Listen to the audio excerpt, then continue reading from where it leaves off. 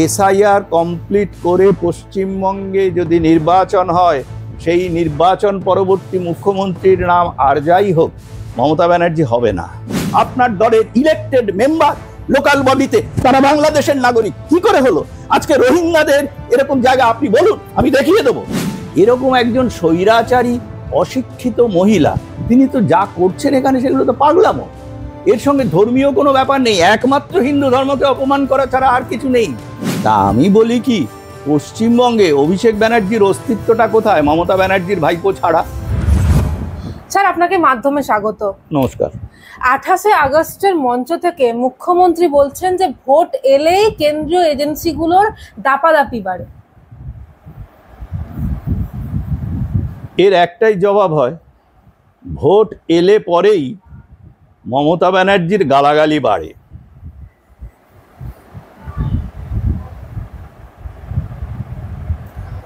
তবে একটা কথা বোধহয় এখানে বলা ভালো, যে এবারে নির্বাচন কমিশন যে এসআইআর শুরু করেছেন সেই সম্পর্কে মমতা ব্যানার্জি খুব ভালোভাবে ওয়াকিবহাল।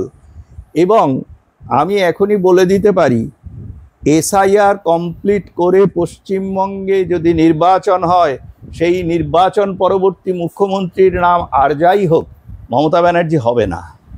এবং সেই আতঙ্কে এই মেগালোম্যানিয়াক নেত্রী, তিনি সমস্ত বোধশক্তি হারিয়ে গতকাল যেমন মিথ্যাচার করলেন সেটা ওনাকেই মানায়।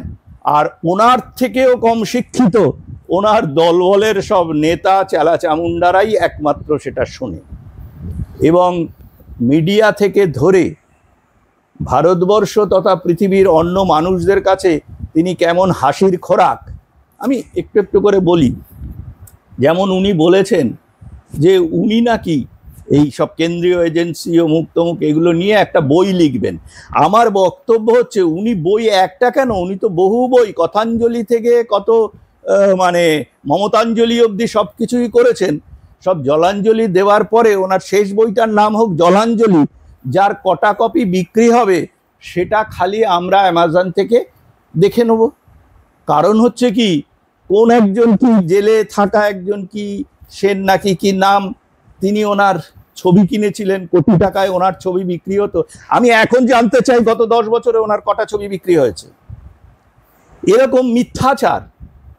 কিন্তু ওই স্বাধীনতা পূর্ব সময়ে মুসলিম লীগের কাগজ দ্য মর্নিং নিউজ, তারাও কিন্তু দিত না।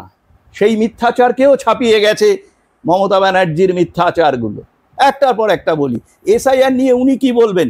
এর আগে 10 বার এসআইআর হয়ে গেছে, জওহরলাল নেহরুর সময় থেকে যে এসআইআর হয়েছে। উনি বলছেন স্বাধীনতার সময় বিজেপি কোথায় ছিল? আমি বলতে চাই, স্বাধীনতার সময় তো সিপিএমও ছিল না, তাই বলে এখন কি সিপিএম নেই? ওনার তৃণমূল পার্টি 1998 সালের আগে কোথায় ছিল? কোথায় ছিল ওনার তৃণমূল? তখন ওনার দেশ সেবার কথা মনে হয়নি? উনি যে 21শে জুলাইয়ের কথা বলেন, উনি কোন মঞ্চ থেকে ওই আন্দোলনটি করেছিলেন? সেখানেও ধাপ্পাবাজি। যেই অফিসার, যেই আইএএস এর নেতৃত্বে পুলিশের অত্যাচারের উপর অত্যাচার করার আদেশ দেওয়া হয়, তাকে উনি তার একটি গুরুত্বপূর্ণ বিভাগের মন্ত্রী করেছেন। এই রকম আত্মসুখী মহিলা, পরিবার কেন্দ্রিক মহিলা, যিনি সারা রাজ্যটাকে রসাতলে পাঠিয়েছেন, তারপরে এই মিথ্যাচারগুলো লোকে সহ্য করবে কি করে?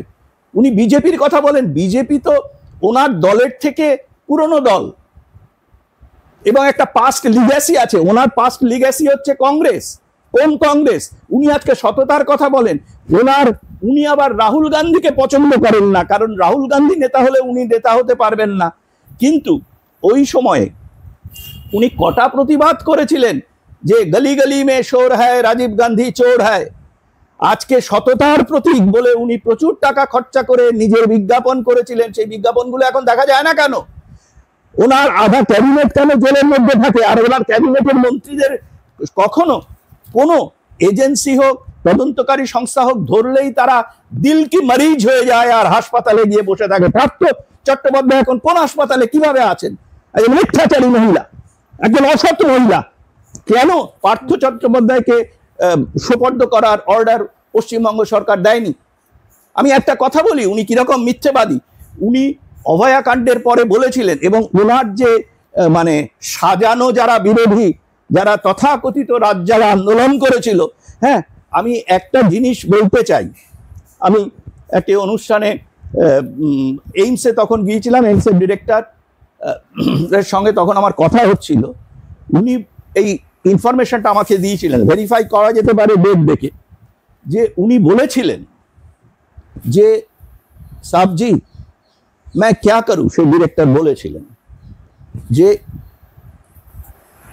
উনি বলেছেন, মানে মমতা ব্যানার্জি বলেছিলেন যে এই পোস্টমর্টেম, ওখানে যে জাল পোস্টমর্টেমের অনেক রকম গোলমালের ব্যাপার ছিল, যার মধ্যে তদানীন্তন পুলিশ কমিশনারও অযথা জড়িয়ে পড়ল। ওনারই সব চেলা চামুন্ডা, ওনার চাকর বাকর ছাড়া তো উনি কাউকে প্রমোশন দেন না। তো সেখানে এইমস এত বড় সরকারি হাসপাতাল, কেন্দ্রীয় সরকারে কতটা অপদার্থ যে তাদের পোস্টমর্টেম করার নেই, তার ইনফ্রাস্ট্রাকচার নেই। পুরো মিথ্যে কথা, সবকিছু ছিল, শুধু রাজ্য সরকারের যে পারমিশনটা রাখে সেই পারমিশনটা উনি চেপে রেখেছিলেন।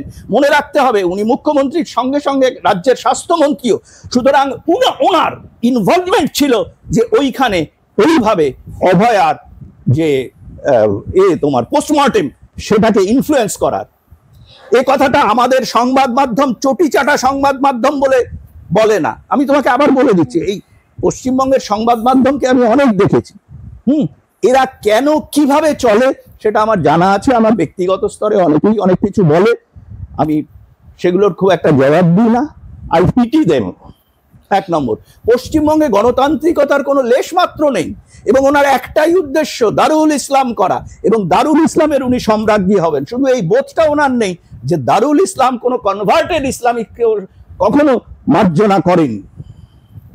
নির্বাচন কমিশনকে আক্রমণ করেছেন মুখ্যমন্ত্রী। তিনি বলছেন যে গায়ের জোরে এসব হবে না, যেমন লক্ষ্মীর ভান্ডার আছে তেমনি আপনাদের দুর্নীতির ভান্ডার আছে, খুলে দেব, ফাঁস করে দেব। তা আপনি কি ফাঁস করবেন? আপনার দুর্নীতির ভান্ডার তো ফাঁস হয়ে গেছে। সুপ্রিম কোর্ট বলেছে 7 দিনের মধ্যে যে ওই সব যারা টেন্টেড টিচার তাদের নাম দিতে, আপনি দিতে পারবেন না, কারণ ধরা পড়ে যাবেন। আপনি ধরা পড়ে যাবেন আপনার দলের থেকে কিভাবে কোথায় টাকা পৌঁছেছে সেই সব দুর্নীতিগ্রস্ত শিক্ষক নামধারী লোকেদের থেকে। সেই জন্য আপনি আটকাচ্ছেন। আপনি এক্সচেকারের টাকা খরচা করে পশ্চিমবঙ্গের কর্মচারীদের, রিটায়ার্ড কর্মচারীদের টাকা দিচ্ছেন না, আপনার পরিবার ফুলে ফেপে উঠছে। এর থেকে বড় অসততা আর কি আছে? আর নির্বাচন কমিশনকে আপনি আঘাত করছেন। নির্বাচন কমিশন কিন্তু একটা স্বশাসিত সংস্থা, আপনি কিন্তু স্বশাসিত সংস্থা নন। আপনি একটি রাজ্যের মুখ্যমন্ত্রী।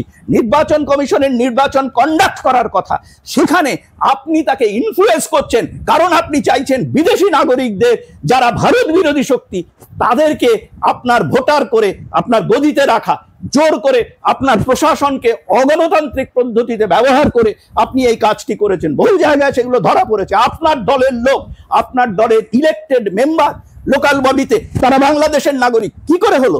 আজকে রোহিঙ্গাদের এরকম জায়গা আপনি বলুন, আমি দেখিয়ে দেবো। আপনার পুলিশ সেটা করবে না, কারণ পুলিশ আপনার চটিচাটা পুলিশ।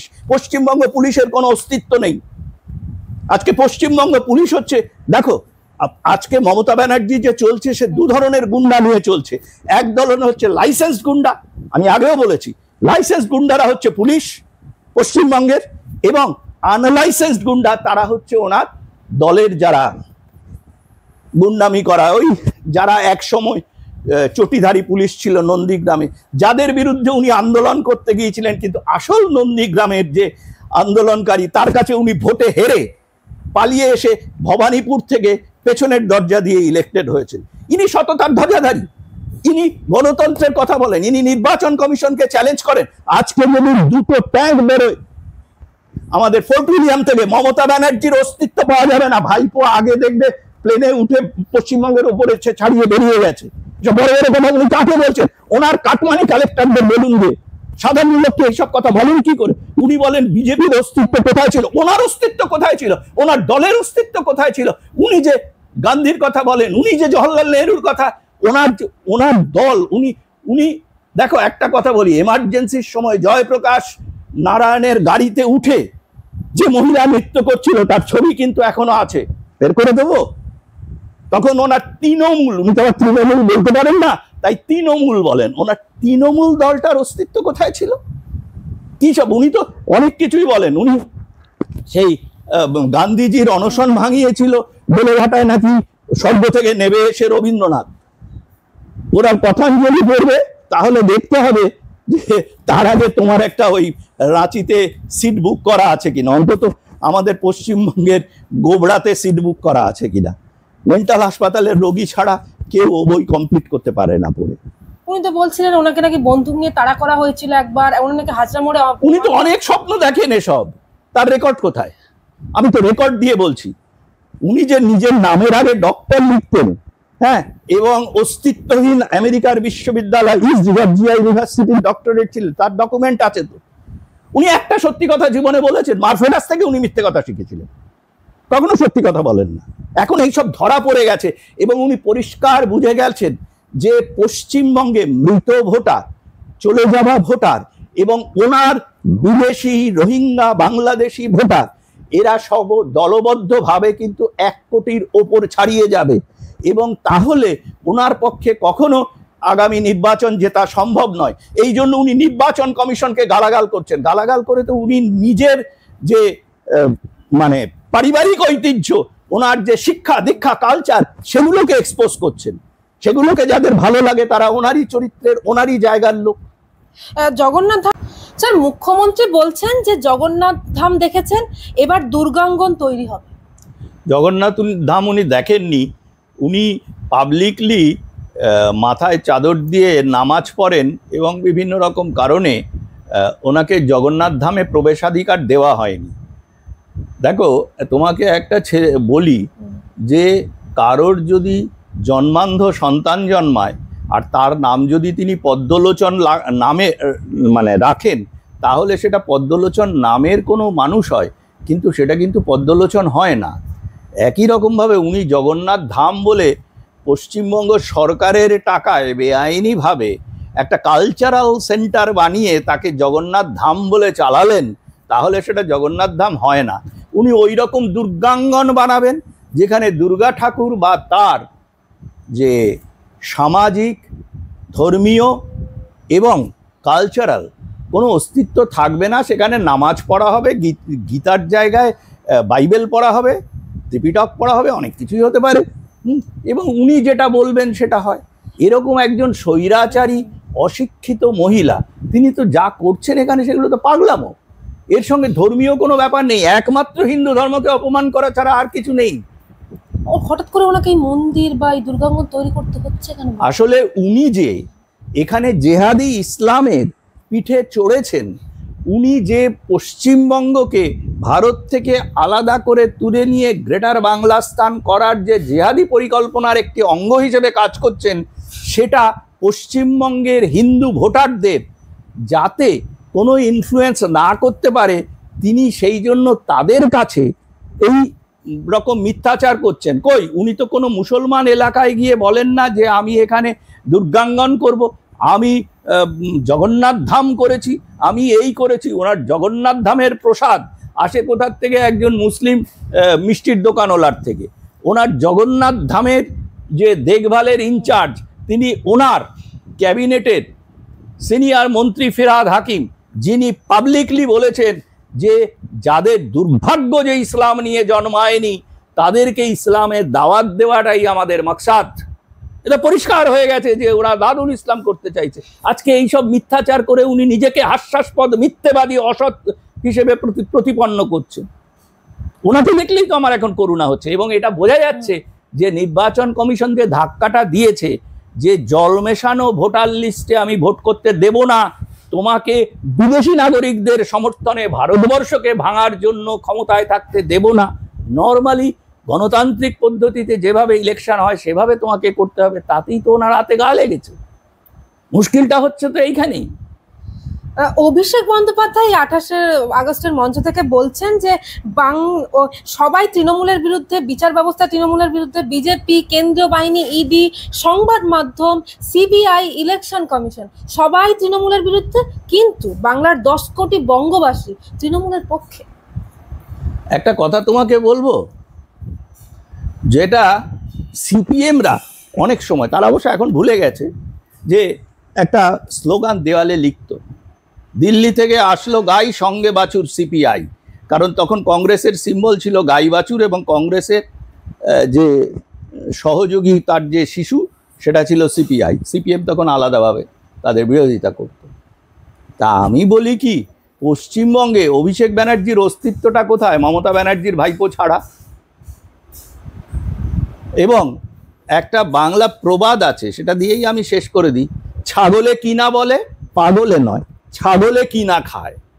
ও কি বললো না বললো, যেসব অর্গানাইজেশনগুলোর নাম করলো, সেই সব অর্গানাইজেশনগুলোর গঠনতন্ত্র নিয়ে সে কিছু জানে?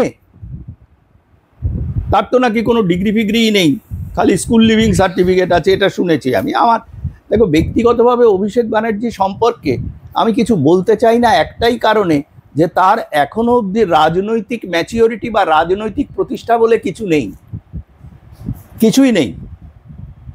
যেমন রাহুল গান্ধী জন্মেছে যে ফ্যামিলিতে এবং যে পদবিটা নিয়েছে, সেই জন্য সে এমপি, সেই জন্য সে বিরোধী দলনেতা, অভিষেক ব্যানার্জির ক্ষেত্রেও তাই।